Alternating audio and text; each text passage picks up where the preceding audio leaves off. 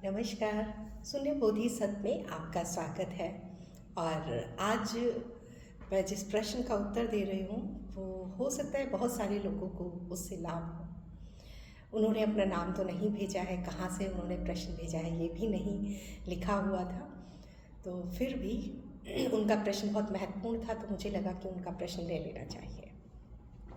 उन्होंने कहा है कि जब हम जीवन में बिल्कुल अकेले हो जाएं तो क्या करें। ये आपको अब समझ में आया कि आप अकेले हैं। वास्तव में सब अकेले ही हैं। ये आपने अपना एक भ्रम पाल लिया था। आप जन्म अकेले हुए हैं, आपके मृत्यु अकेले ही होनी है, आपके सारे अनुभव व्यक्तिगत है। यहाँ व्यक्तिगत के अलावा है कहाँ कुछ नहीं, सब कुछ व्यक्तिगत है। यहाँ सब कुछ अनुभव सबके अपने अपने हैं। हर चीज़ को हो सकता है कि आज जैसे मैं ये कह रही हूँ कि ये गुलाब बहुत सुंदर है, तो ये मेरा अनुभव है कि गुलाब सुंदर है। हो सकता है जो मेरे सामने मैं उसे वो गुलाब इतना अच्छा ही ना लगे। हो सकता है मैं खीर खा रही हूँ, उस खीर में मुझे मीठा तेज लगे। हो सकता है जो मेरे बराबर में है उसे मीठा कम लगे। हो सकता है किसी को लगेगा कि इसमें तो मीठा डाल नहीं है, और किसी को लगेगा कितना तेज़ मीठा है। मेरे कहने का अर्थ ये है कि प्रत्येक मनुष्य का अपना एक संसार है, अपनी एक दुनिया है। उस दुनिया में सब अपनी अपनी ही दुनिया में जी रहे हैं, सब अपनी अपनी दुनिया में जी रहे हैं। ऐसा समझिए कि एक खोल सा है, उस खोल के अंदर ही हमारी पूरी की पूरी दुनिया है। तो अगर आपको ऐसा लगता है कि मैं जीवन में बिल्कुल अकेला हो गया हूँ, मेरा कोई भी नहीं है, तो ये बहुत शुभ संकेत है, बहुत शुभ संकेत है। इसका मतलब कुछ ना कुछ ऐसा घटा है आपके जीवन में जिसने आपके जीवन को झंझोड़ के रख दिया है, जिसने आपको हिला के आपकी जड़ें हिला दी है ना। तो शुरू से ध्यान दीजिए। एक बार ऐसा हुआ होगा कि एक दिन अचानक आपने पाया होगा कि आप इस जगत में हैं। जब आप 3-4 साल के होंगे, 5 साल के होंगे, एक दिन आपने अपने आप को इस जगत में पाया, और फिर एक दिन शरीर नष्ट होगा। या किसी दूसरे से किसी दूसरे का संबंध है ही नहीं। ये आध्यात्मिक यात्रा हो चाहे जीवन की यात्रा हो, ये बिल्कुल व्यक्तिगत है। बस हम अकेले आना है, अकेले जाना है। इस आने और जाने के बीच का जो समय है ना, इसमें हम इकट्ठा कर लेते हैं मेरे माँ बाप, मेरे भाई बहन, मेरे दोस्त, मेरी पत्नी, मेरे बच्चे। और वही जब कोई बुरा समय आता है ना, तो सब साफ स्पष्ट हो जाता है। मेरा जैसा तो कुछ है ही नहीं। जब तक मैं किसी के काम का हूँ तब तक सब ठीक है। जिस दिन मैं किसी के काम का नहीं रहा, उस दिन तो कुछ भी नहीं है। जिस दिन इस शरीर से, और वो जिसे हम चैतन्य कहते हैं, इस शरीर से जिस दिन उस चैतन्य का संबंध अलग हो जाता है, उस दिन इसी शरीर को कोई रिश्ता नहीं बनाता। उसी समय से उसे लाश बोलना शुरू कर देते हैं। मुर्दा, मुर्दे को तैयार करो, मुर्दे को नहलाओ, मुर्दे की अर्थी सजाओ, मुर्दे को जल्दी से इसका दाह संस्कार करो, काम खत्म करो। तो इस भ्रम में मत रहो कि मेरा कोई नहीं है, यहाँ किसी का कोई नहीं है। बस आप पे कृपा हुई है ईश्वर की कि आपको ये चीज़ समझ आ गई, यहाँ कोई किसी का नहीं है। तो अब क्या करें?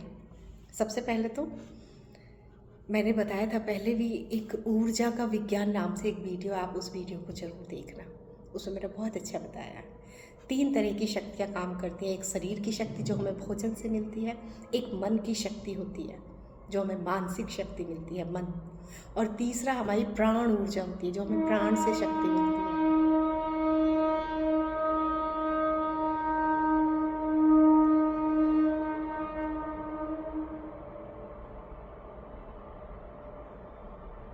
तो जब भी किसी को ऐसा लगता है वो डिप्रेशन में आ गया है, सब कुछ टूट गया है, सब कुछ बिखर गया है, मेरा तो कोई नहीं है, मेरे तो जीवन का कोई अर्थ नहीं है, अब मैं क्या करूं, जीने की कोई वजह ही नहीं है। जिस दिन ऐसा लगे तो आप ये मत सोचना कि हमेशा टूटने का अर्थ होता है ख़त्म हो जाना। कई बार टूटने का अर्थ नई शुरुआत को जन्म देता है। आप ऐसा सोचिए कि अगर किसी जगह पे, किसी पुरानी बिल्डिंग में यदि कोई नई बिल्डिंग बनानी है, तो पहले हमें पुराना जितना भी टूटा फूटा है सबको साफ करना होगा, सबको हटाना होगा, दोबारा से नींव खोदनी होगी, दोबारा से उसका फाउंडेशन बनाना होगा, फिर से वो खड़ा होगा। तो यदि ऐसा हो गया है कि आपको लगता है कि आप बिल्कुल अकेले हैं, अगर आपने यही कहा ना कि अगर कोई दुनिया में बिल्कुल अकेला हो जाए तो उसे क्या करना चाहिए, उसे फिर से दोबारा से खड़े होना चाहिए। अगर खड़े होने की कोई वजह नज़र नहीं आती है तो सबसे सुंदर वजह होती है दूसरे की सहायता करना, दूसरे के लिए जीना। अब बोलोगे कि कोई दूसरा अपना होता नहीं है तो किसके लिए जिए, निस्वार्थ भाव से दूसरों की सेवा। ऐसी बहुत सारी चीज़ें हैं जो हम दूसरों को बांट सकते हैं। मैं एक उदाहरण देती हूँ। मैंने एक बार एक ऐसे मनुष्य को सहारा दिया था जिनको ऐसा लगा कि अगर उनसे मेरी बात नहीं होती तो शायद वो उनके जीवन का आखिरी दिन होता। फिर उसके बाद वो सिचुएशन से बाहर निकले, बाहर निकलने के बाद फिर वो बिल्कुल ठीक हो गए, सब कुछ ठीक हो गया उनके जीवन में, क्योंकि ये तो चलता ही रहता है। तो उन्होंने कहा कि मैं बहुत ज़्यादा प्रभावित हुआ और मुझे बहुत अच्छा लगा कि आपने मेरे जीवन को बचा लिया। तो मैंने कहा बस हाँ, उन्होंने कहा कि अब मैं आपका ये एहसान कैसे चुकाऊँ या मैं आपको कैसे धन्यवाद करूँ। तो मैंने कहा कि बस अगर किसी को भी आप देखो ऐसी सिचुएशन में तो उसका हाथ पकड़ के उसे बाहर निकाल लेना उस गड्ढे से, बस हो जाएगा मेरा एहसान। थैंक यू बोलने का इससे अच्छा और तरीका क्या है कि जो भी आपके जीवन में ऐसे लोग आए जिनकी आप सहायता कर सकते हैं तो उनकी कर दीजिए। और अगर जीवन में कोई उद्देश्य नहीं है आपके तो एक नया उद्देश्य सुंदर सा बना लीजिए, उसमें क्या है। वैसे भी जीवन का कोई उद्देश्य तो होता नहीं है, हमें उद्देश्य देना होता है जीवन को। तो पहली बात तो ये जो कमज़ोर बने हुए हो ना कि मेरा कोई नहीं है, मैं तो बिल्कुल अकेला हो गया, मुझे तो कोई प्यार नहीं करता, मेरे को तो कोई ये पहले तो बेचारापन का ढोंग बंद करिए। यहाँ सभी बेचारे हैं, सब ही बेचारे हैं, यहाँ सबका वही हाल है। मजबूत होना है और इतना मजबूत होना है कि हम दूसरे को सहारा दे सकें। शारीरिक तौर पे मजबूत होना है, मानसिक तौर पे मजबूत होना है, भावनात्मक तौर पे मजबूत होना है, विचारों के लेवल पे मजबूत होना है, आर्थिक रूप से मजबूत होना है। और सिर्फ अपने लिए नहीं, थोड़ा सा उसमें से किसी दूसरे का जो गड्ढे में गिरने वाले उनका भी हाथ पकड़ के हम खींच सकें। तो इसीलिए अगर आपको ऐसा लगता है कि ना कि मैं बिल्कुल अकेला हो गया हूँ, अब क्या करें, बड़ा शुभ समय है ये, नई फाउंडेशन बनाने का सबसे शुभ समय है। और एक समय ऐसा आएगा कि आप पीछे मुड़ के देख रहे होंगे और ये जो सिचुएशन है ये आपको एक कहानी की तरह लगेगा, क्योंकि जीवन को कहीं से भी शुरू किया जा सकता है, क्योंकि इसका अंत है ही नहीं, इसका अंत है ही नहीं। निरंतर परिवर्तन है, परिवर्तन है, परिवर्तन है, परिवर्तन है। ठीक है, तो आप ऐसा ना सोचें कि आप अकेले हैं। देखिए यहाँ पे ना दो चीज़ें बहुत ज़रूरी हैं। एक, अगर मैं आध्यात्मिक दृष्टि से देखूँ ना तो बहुत ही शुभ समय होता है कि जब मनुष्य एक ऐसे पॉइंट पे पहुँचता है जहाँ उसे लगता है कि मेरा कोई नहीं है। उसे हम आशाहीन भी कह सकते हैं या उसे हम बेसहारा भी कह सकते हैं, या उसे हम ये भी कह सकते हैं कि अब कोई कुछ नज़र नहीं आ रहा। ये बहुत शुभ समय होता है, बहुत शुभ। आध्यात्मिक साधक के जीवन में तो ऐसा आता ही है, तभी तो वहाँ से नई फाउंडेशन की शुरुआत होती है। और जो संसारी भी हैं, जो आध्यात्मिक नहीं भी हैं, जो संसारी भी हैं, तो उनके लिए भी मेरा यही संदेश है कि कहीं से भी फिर शुरुआत की जा सकती है। ऐसे में कितने उदाहरण दे सकती हूँ, कितने अनगिनत उदाहरण दे सकते हैं जिन्होंने बार बार उठे हैं, फिर गिरे हैं, फिर उठे हैं, फिर गिरे हैं, फिर से उठने की हिम्मत की है। तो गिरना में कोई बुराई नहीं है, है ना। ठोकर खाने में कोई बुराई नहीं है, लेकिन गिर के फिर ना उठने में ये दिक्कत है। तो यदि आपको ऐसा लगता है ना कि अब मैं क्या करूं, मैं अकेला हूं, तो कोई बात नहीं।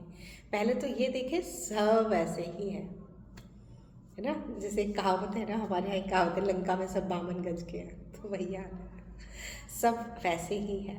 उन वैसों में से भी हमें खुद को ऐसा बनाना है कि अगर किसी की मैं सहायता कर सकती मानसिक रूप से तो करूं, आर्थिक रूप से तो वो भी करूं, शारीरिक रूप से तो वो भी करूं, भावनात्मक रूप पे वो भी करूं।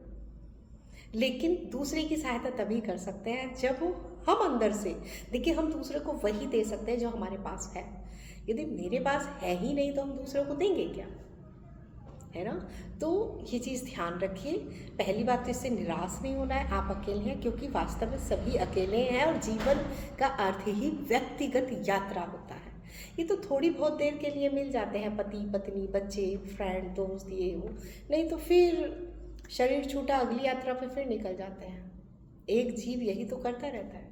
तो इसीलिए परेशान होने की बिल्कुल भी ज़रूरत नहीं है। यदि आध्यात्मिक हो तो इसे ईश्वर का आशीर्वाद समझिए, और यदि आध्यात्मिक नहीं भी हो, संसारी हो, तो दोबारा से उठिए। दोबारा से कभी भी उठा जा सकता है, कभी भी नए सिरे से फिर से शुरुआत की जा सकती है।